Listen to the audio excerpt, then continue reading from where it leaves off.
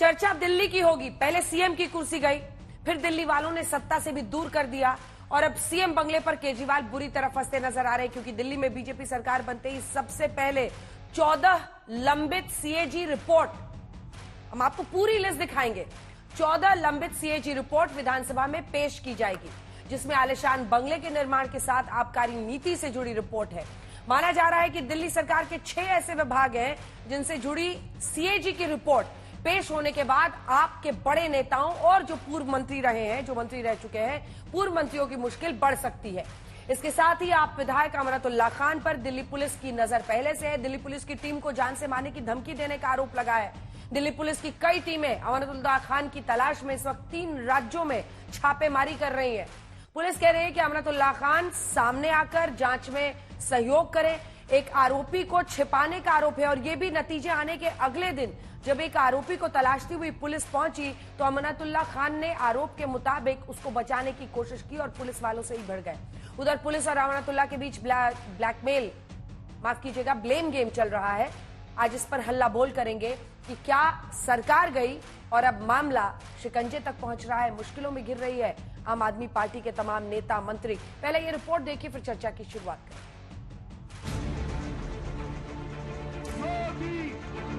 श्री नरेंद्र मोदी।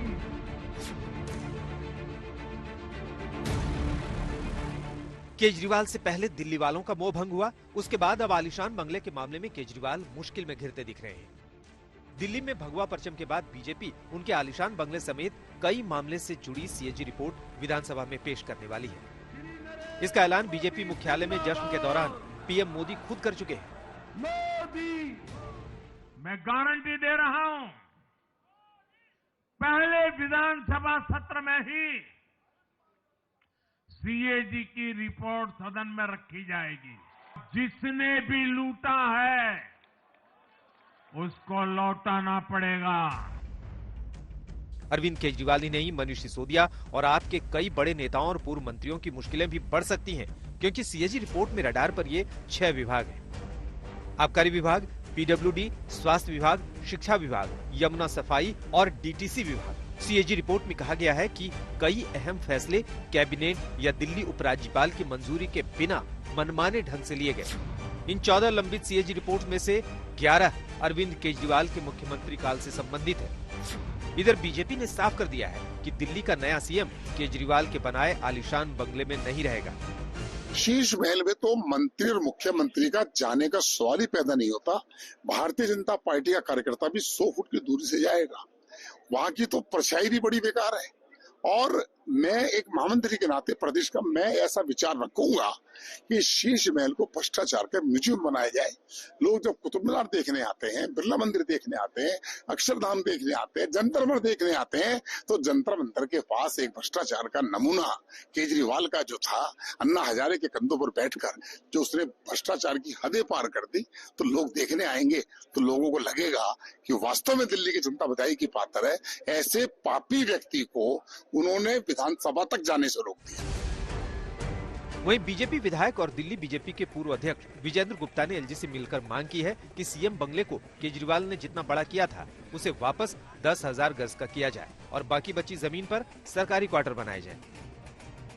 जो 45 और 47 राजपुर रोड पर थे उनको इसमें मर्ज कर लिया था। लगभग 50,000 गज का इसको बना लिया था पूरी प्रॉपर्टी को। हमने उपराज्यपाल साहब से मांग की है कि इसको रीमर्ज किया जाए, वापस इनको तमाम प्रॉपर्टी जो उसमें मिलाई गई थी उनको दोबारा से रेस्टोर किया जाए। उधर बीजेपी में दिल्ली के नए सीएम को लेकर मंथन जारी है, लेकिन सूत्रों से खबर है कि संसद में जेपी नड्डा और अमित शाह के बीच अहम बैठक हुई, जिसमें यह तय हुआ कि दिल्ली का मुख्यमंत्री चुने गए विधायकों में से ही होगा।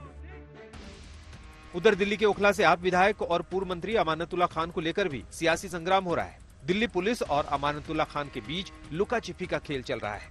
पुलिस का दावा है कि अमानतुल्लाह खान की कोई चिट्ठी पुलिस कमिश्नर को नहीं मिली है। सोमवार को दर्ज एफआईआर के बाद से अमानतुल्लाह जांच में शामिल नहीं हुए।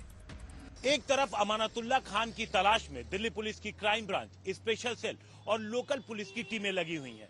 दिल्ली पुलिस की कई टीमें इंफॉर्मेशन के बाद वेस्टर्न यूपी, राजस्थान और पंजाब के चक्कर काट रही हैं। वहीं अमानतुल्लाह खान ने बुधवार को सुबह दिल्ली पुलिस के कमिश्नर को एक चिट्ठी लिखी और उसमें कहा कि वो ओखला में ही मौजूद हैं और उन्हें कुछ पुलिस वाले फंसाने की कोशिश कर रहे हैं।